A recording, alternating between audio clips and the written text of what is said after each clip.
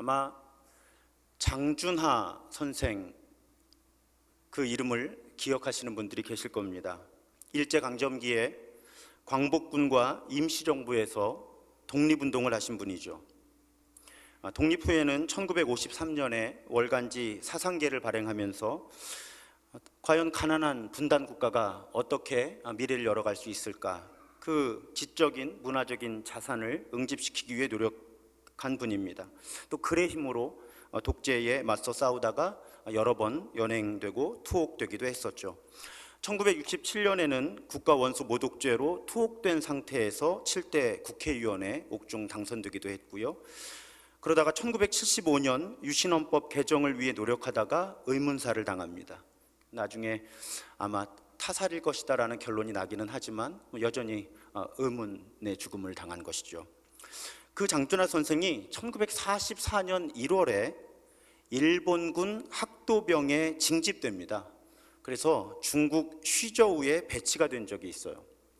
그러던 어느 날 아내에게 편지를 보내는데 그 편지 말미에 이런 문장이 있었습니다. 앞으로 내가 배워야 할 야곱의 돌베개가 나를 더욱 유쾌하게 해줄 것이다. 무슨 뜻일까요? 앞으로 내가 배워야 할 야곱의 돌베개가 나를 더욱 유쾌하게 해줄 것이다. 여기서 돌베개가 사실은 암호였습니다. 아내에게 보내는 암호예요. 어떤 암호였는가 하면 곧 내가 일본군 이 부대에서 도망갈 것이다, 탈주를 해서 독립운동을 할 것이다 라는 그런 의미의 암호가 돌베개였습니다. 그리고 후에 이 장준하 선생이 자서전적으로 이 항일의 기록을 남겨요. 그 책의 이름이 돌베개입니다. 그래서 아마도 이 장준하 선생이 자신이 독립을 위해, 조국의 독립을 위해 감당해야 할 고난의 상징으로 야곱의 돌베개를 사용한 것이 아니냐, 우리는 그렇게 추측을 해보죠. 오늘 우리가 함께 나누는 창세기 28장의 이 본문이 바로 야곱의 돌베개 이야기입니다. 야곱은 지금 브엘세바에서 하란으로 여행하고 있습니다.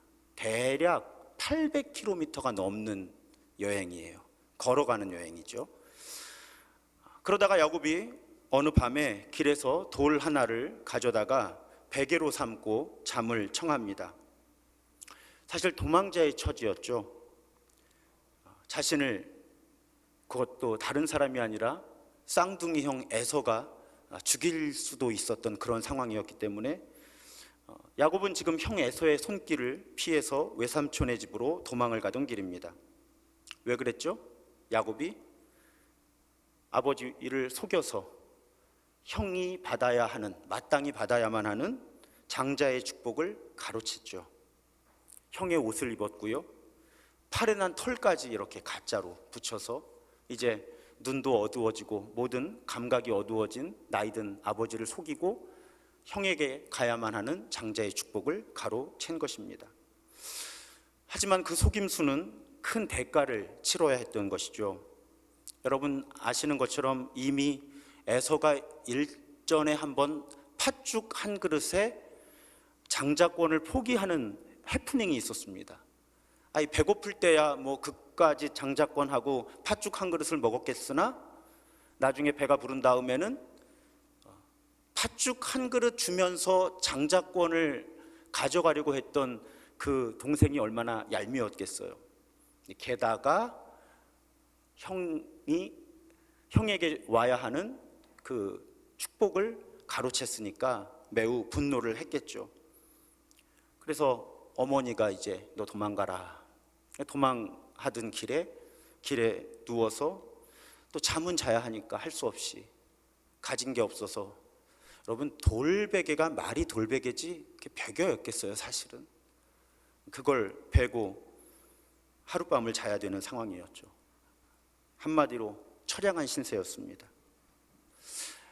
사실 잘 나가고 있던 인생이에요. 어머니의 사랑을 받으면서 꽤 부유했던 가정이었던 것 같고요. 그러다가 지금은 아무도 없는 황량한 들판에서 돌베개를 베고 누워 있는 거죠. 언제 형이 사람들을 데리고 쫓아올지 모릅니다. 맹수가 나타날지도 몰라요. 저는 그게 제일 무서웠을 것 같아요. 뱀이나 전갈 혹은 맹수. 또 강도의 습격에도 속수무책이죠. 불을 피워야 됐을 거잖아요. 그러면 사람이 있다는 인기척이 있을 것이고요. 그 와중에도 또 잠은 자야 되잖아요. 그래서 그 투박한 돌베개를 베고 잠을 청하는 처량하고 고통스러운 밤이었습니다. 그렇다면 여러분, 지금 야곱이 베고자 하는 돌베개가 상징하고 있는 것이 무엇일까요? 그것은 인생의 고난과 역경, 외로움과 처량함, 두려움이죠. 그 돌베개는 하나님의 뜻대로 살지 않고 자신의 욕망을 채우기 위해 속고 속이는 삶을 살아온 결과로 주어진 것입니다. 사실 여러분, 우리가 성경의 인물이니까 야곱을 긍정적으로 생각해주고 싶으나 적어도 야곱의 이 지점에서 야곱의 행동을 보면 정말 이기적인 사람이었죠. 욕심이 많았습니다. 자신의 목적을 위해서라면 수단 방법을 가리지 않은 삶을 살았고요. 그렇게 살아온 삶의 결과로 지금 광야에서 돌베개를 베고 무섭고 슬프고 외로운 밤을 보내게 된 거죠. 그래서 여러분, 이 야곱의 돌베개가 먼저 우리에게 주는 교훈이 두 가지가 있습니다. 하나는 우리는 누구나 자기 삶에 대한 책임을 지게 되어 있다는 거예요. 우리 오늘 새벽까지 성경 세 바퀴째를 통독을 했죠. 2020년, 21년, 22년. 근데 올해 요한계시록을 통독하면서 제가 가장 많이 반복해서 설교했던 단어가 갚아주신다라는 단어라. 갚아주신다. 하나님은 갚아주신다라는 거예요. 지금 야곱은 자기 행동에 대한 책임을 지고 있는 거예요. 갈라디아서 6장의 말씀이죠. 스스로 속이지 말라. 하나님은 업신여김을 받지 아니하시나니 사람이 무엇으로 심든지 그대로 거두리라.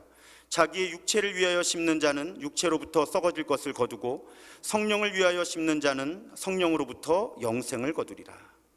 여러분, 사람을 속여도 책임을 져야 하는데 하물며 하나님을 속일 수는 없습니다. 우리는 자기 삶의 방식에 대해서 바로 지금은 아니어도 언젠가 반드시 그 책임을 감당해야 되는 때가 온다고 하는 것을 야곱의 돌베개가 우리에게 일러주는 거예요. 이 돌베개가 주는 두 번째 교훈은요, 목적이 수단을 정당화시켜주지 않는다는 것입니다. 성경을 읽기 위해 촛불을 훔칠 수 없다라는 말이 있죠. 성경을 읽으려고 하는 것은 좋은 의도지만 그 좋은 의도를 위해 촛불을 훔쳐서는 안 된다는 것입니다. 우리가 하나님께로부터 오는 복을 받기 위해서는 그 복을 받는 방법도 하나님의 방법이어야 한다는 거예요. 여러분, 사실은요, 야곱이 형 에서보다 하나님의 더 큰 선택을 받고 태어났다고 하는 사실을 그 엄마는 알고 있었고 아마도 야곱도 알고 있었을 거예요.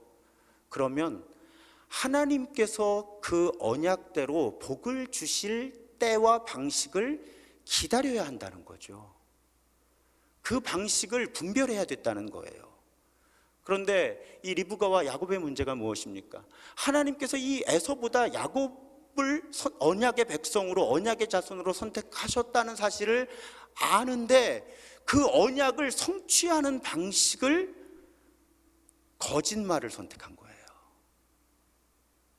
그것이 이 리브가와 야곱의 문제였죠. 하나님의 때를 기다렸어야 하는 거예요. 사실은 그 선대인 아브라함이 겪었던 일이죠. 하나님이 자손을 주시겠다고 약속을 하셨잖아요.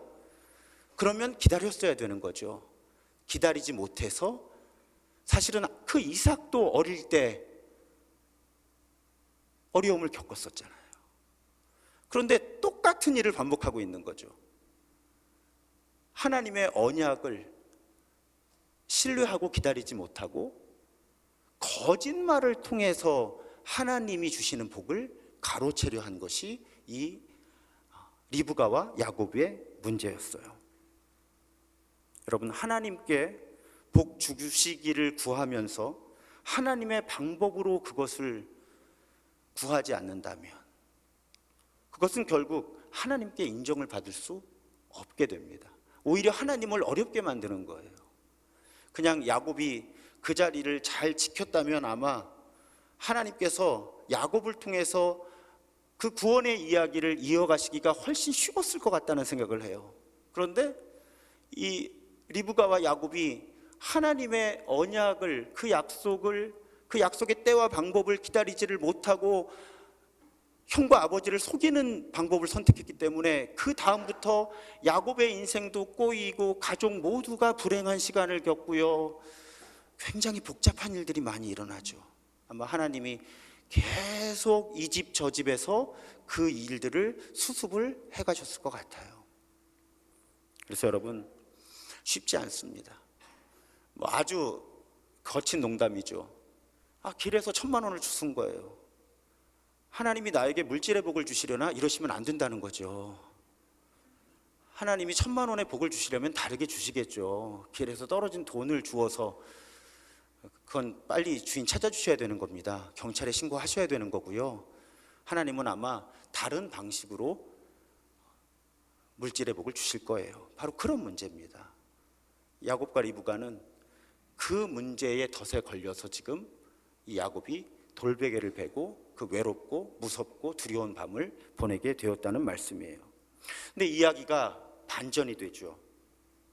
오늘 본문 쭉 읽어나가다 보면 18절과 19절에 야곱이 아침에 일찍이 일어나 베개로 삼았던 돌을 가져다가 기둥으로 세우고 그 위에 기름을 붓고 그곳 이름을 베델이라 하였더라. 베델, 하나님의 집이라는 뜻입니다. 그 성의 옛 이름은 루스였는데 그곳 이름을 하나님의 집이다 바꾸는 거예요. 여러분, 아까 우리 정의했어요. 야곱에게 이 돌베개는 고난의 상징이었습니다. 어찌 보면 심판의 상징이기도 했어요. 그런데 그 돌베개에 야곱이 기름을 부어서 제단을 쌓아요. 그리고 거기 이름을 하나님의 집이라고 붙입니다. 돌이 같은 돌이에요. 여러분, 본문에 보면 분명히 베개로 삼았던 돌을 가져다가 기둥으로 세우고 거기 기름을 붓습니다. 같은 돌이에요. 돌의 성분이 달라지지 않았습니다. 돌의 모양도 달라지지 않았습니다. 그냥 그 돌이에요. 그런데 그 돌이 고난의 상징에서 하나님의 임재의 상징, 하나님을 예배하는 상징으로 변화된 것이죠. 그리고 야곱이 하나님께 기도합니다. 하나님께 말을 걸어요. 자신과 함께 하셔서 자신을 보호하시고 필요한 것을 공급해 주시고, 그래서 다시 집으로 돌아오게 해주시고, 그렇게 하나님, 나의 하나님이 되어 주십시오. 나의 하나님이 되어 주십시오. 나의 하나님이 되어 주십시오. 만약에 하나님 그렇게 나의 하나님이 되어 주시면 내가 기둥으로 세운 이 돌이 하나님의 집이 될 것이요, 하나님께서 내게 주신 모든 것에서 10분의 1을 내가 반드시 하나님께 드리겠습니다. 자, 여러분, 반전이죠. 도대체 무슨 일이 있었던 걸까요? 어떻게 고난의 상징이었던 돌베개가 하나님의 임재와 언약, 새로운 소망의 상징인 돌제단이 되었던 것일까? 그 사이에 꿈 한 편이 있었습니다. 꿈. 이 돌베개가 돌제단이 되는 사이에는 야곱의 꿈이 있었어요. 그림을 하나 보시겠습니다. 마이클 윌만이라고 하는 분이 1691년에 그린 야곱의 꿈이 있는 풍경이라고 하는 그림이에요. 잘은 안 보이시겠지만요, 저 밑에 빨간 천으로 보이는 것이 야곱이고요, 거기에 사다리, 사실은 원문에 보면 계단에 가까운 언어예요. 계단, 그러니까 하늘로 가는 계단이죠. 거기에 천사들이 오르락 내리락 하고 있는 거예요. 근데 저 작가는 야곱에게 가까이 있는 천사는 조금 짙은 색깔로, 그 다음에 점점 천사를 흐리게 이렇게 표현을 해서 이 하늘과 땅이 연결되어 있는 그런 꿈을 야곱이 꿉니다. 그런데 저렇게 하늘과 땅이 연결된 그 사다리, 저 계단의 모습만 본 게 아니라 야곱은 꿈속에서 음성을 듣죠. 하나님의 음성을 듣습니다. 하나님이 뭐라고 말씀하시는가? 야곱의 조상들과 맺은 언약을 너 야곱과 그대로 지키겠다. 하나님이 그렇게 약속해 주시는 거예요.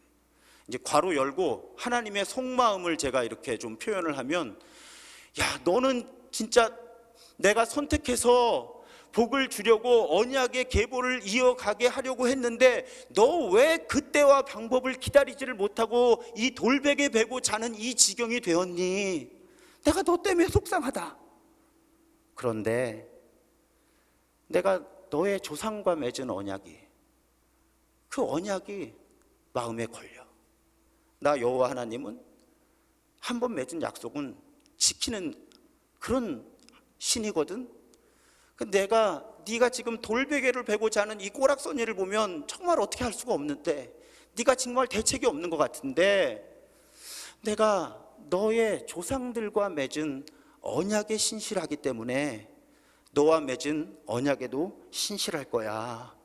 그래서 내가 지금 이 돌베개 베고 자는 너와 함께 할 거야. 그러면서 15절에 내가 너와 함께 있어 네가 어디로 가든지 너를 지키며 너를 이끌어 이 땅으로 돌아오게 할지라. 내가 너에게 허락한 것을 다 이루기까지 너를 떠나지 아니하리라. 하나님이 약속을, 그 조상들과 맺은 약속을 새롭게 해주시는 거예요. 여러분, 여기서 우리가 어떤 하나님을 발견하죠? 우리 하나님은 우리 각자가 우리 잘못으로 자신의 돌베개를 베고 자는 삶을 살게 될 때라도 우리 하나님은 그런 우리를 내버려 두지 않으신다는 것입니다. 포기하지 않으신다는 거예요. 본문에 보면 먼저 야곱이 하나님을 부르질 않습니다. 야곱이 하나님을 찾지 않아요. 이 지경에서도 어쨌든 본문에는 야곱이 언제 죽을지 모르는 이 광야의 도망자의 삶을 살면서 돌베개를 베고 자는 비참한 밤을 보내면서도 하나님 살려달라는 기도를 하지 않아요. 적어도 본문에는요. 그런데 하나님이 찾아오시는 거죠. 하늘과 땅이 연결되어 있는 계단을 보여주시면서 말씀해 주시는 거예요. 내가 너와 함께하고 너를 떠나지 않을 것이다. 우리 하나님 그런 분이에요. 먼저 찾아와 주시는 분, 우리를 포기하지 않으시고 먼저 찾아와 주시는 분, 그리고 찾아오시기만 하는 분이 아니라 우리를 위로하시고 새로운 소망을 주시는 그런 하나님을 우리는 오늘 이 야곱의 돌베개 사건에서 다시 만나는 것입니다. 여러분, 야곱에게 얼마나 위로가 되었겠습니까? 정말 포기하고 싶었을 거잖아요. 이 곱게 자란 야곱이 800km가 넘는 거리를 이런 식으로 걸어가야 되는 거예요. 그런데 이 밤에 하나님을 새롭게 만난 거죠. 그래서 다음 날부터 다시 걸어갈 힘을 얻었던 거예요. 그래서 자신의 돌베개에 기름을 붓고, 도대체 그 기름은 어디서 났을까요? 제가 볼 때는요, 별로 가진 게 없었을 텐데 가진 것 중에 어쩌면 그 기름이 귀한 것이었을지도 몰라요. 엄마가 노잣돈으로 넣어준 거. 근데 그걸 그냥 그 돌에다가 부어가지고 돌 제단을 만든 거죠. 하나님을 새롭게 만나서 내가 하나님 때문에 살겠구나.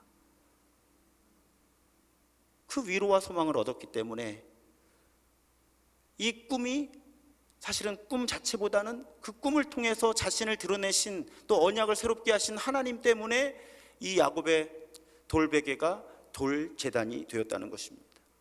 어디 야곱의 하나님만 그랬던가요? 성경에 보면 우리 하나님은 찾아와 주시는 하나님이시잖아요.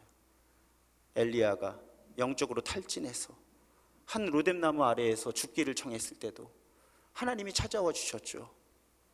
먹여주시고 재워주시고 그렇게 기력을 회복하게 하신 다음에 다시 살아갈 목표를 주시죠. 살아낼 힘을 주세요. 예수님의 제자들이 다 포기하고 고향으로 돌아가서 고기를 잡으려고 했으나 잡지를 못했죠. 그때도 예수께서 먼저 찾아와 주셔서 단지 찾아와 주셨을 뿐만 아니라 고기를 많이 잡게 해주셨죠. 그리고 다시 사명의 자리로 돌아와서 살아낼 힘을 주셨죠.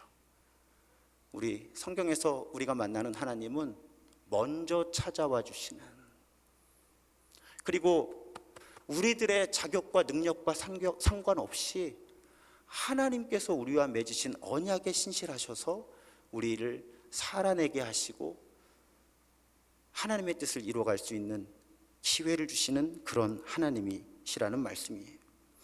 그래서 잠에서 깨어난 야곱이 고백하죠. 여호와께서 과연 여기 계시거늘 내가 알지 못하였도다. 결국 하나님과의 만남이 돌베개를 돌제단으로 바꾼 거예요. 이제 2023년을 시작하는 우리의 삶을 이 공식에 넣어보겠습니다. 찬송가에 그런 가사가 있죠. 내 고생하는 것 옛 야곱이 돌베개 베고 잠 갔습니다. 우리 역시 야곱처럼 돌베개를 베고 광야에서 잠을 자는 것과 같은 형편이 될 때가 있어요. 때로는 자기 잘못 때문에 돌베개를 베고 잘 때도 있고요. 어떤 때는 사실은 내가 잘못한 것이 전혀 없는 것 같은데 돌베개를 베고 잠을 자게 되는 것과 같은 삶의 형편이 될 때가 있습니다. 하지만 우리는 알고 있는 거예요. 야곱의 하나님이 우리 하나님이라. 우리 형편이 야곱보다 낫습니다. 야곱은 하나님이 꿈을 통해 스스로를 보여주실 때까지는 하나님을 찾지 못했어요. 그런데 우리는 우리의 인생길에서 돌베개를 베고 잠을 잘 수밖에 없는 그런 형편에서도 우리는 알아요. 야곱의 하나님이 나의 하나님, 야곱의 하나님이 우리 하나님이시니 오늘은 내가 비록 돌베개를 베고 잠을 자지만 하나님께서 나의 이 돌베개가 변해서 돌제단이 되게 하실 것이다. 우리가 형편이 야곱보다 나은 것은 이 야곱의 이야기를 통해서 우리는 우리 하나님이 야곱을 통해 이루신 일을 우리를 통해서도 이루실 것이라고 하는 것을 우리는 확신할 수 있다는 것입니다. 여러분, 제가 예언을 하나 할 건데요, 2023년도 힘든 일이 있으실 거예요. 사실은 오늘 예배 직전에 주방 쪽에서 이 물 수도 파이프가 하나 터졌어요. 예배 막 이제 준비를 시작해야 되는데요. 그리고 뭐 이런저런 일들이 있어요. 제가 오늘 말씀을 예배 전에 집중해서 막 준비를 하질 못했어요. 여러 산만함이 있는 거예요. 그런데 그 산만함 속에서 이게 현실이지. 이게 현실이지. 우리 여러분 2022년에 12월 31일 마지막 그 선에서 2023년에 1월 1일로 넘어간다고 해서 사실 여러분 우리 삶의 형편이 갑자기 기가 막히게 좋아지질 않습니다. 또 어쩌면 지금은 예측하기도 힘든 어떤 사건 사고들이 새해 시작과 더불어 우리를 찾아올 수도 있어요.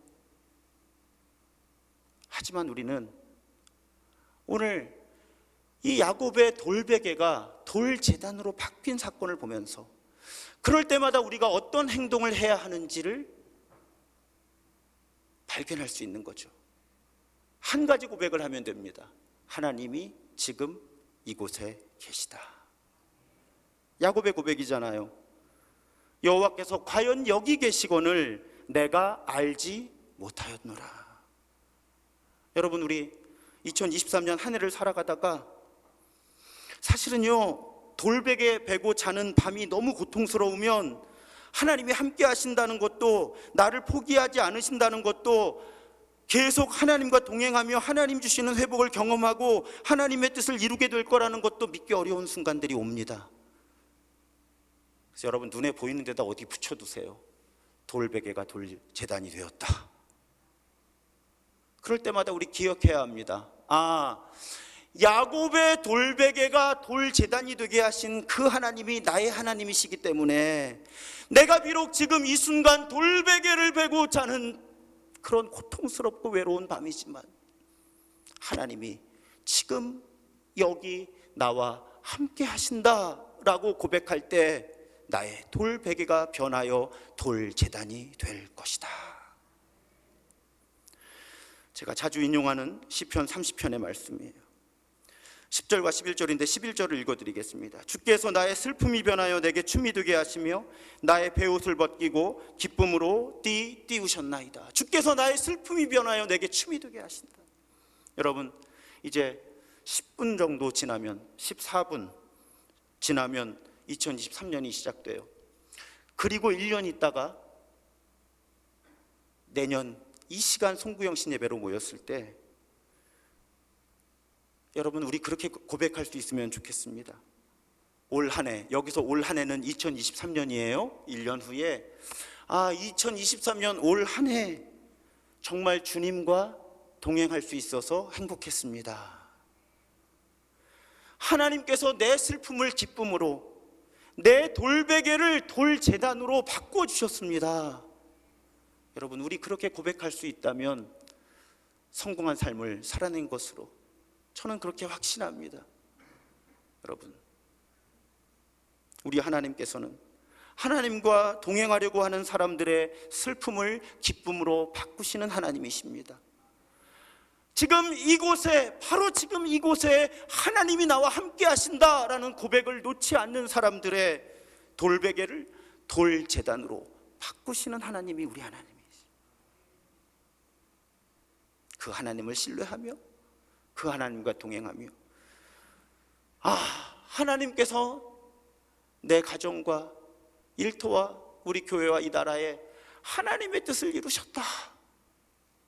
돌베개를 돌제단이 되게 하셨다.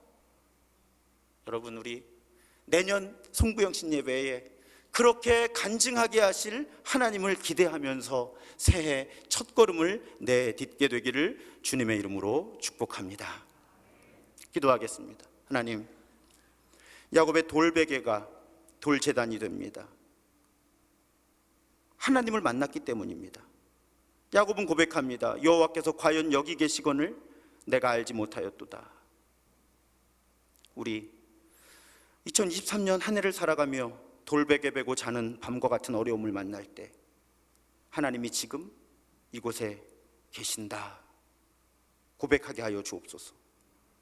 그럴 때 우리 돌베개가 돌제단으로 바뀌는 그런 간증이 우리에게 있게 하여 주옵소서. 주께서 그렇게 이루실 줄 믿사오며 우리 구주 예수 그리스도의 이름으로 감사하며 간절히 기도드립니다. 아멘.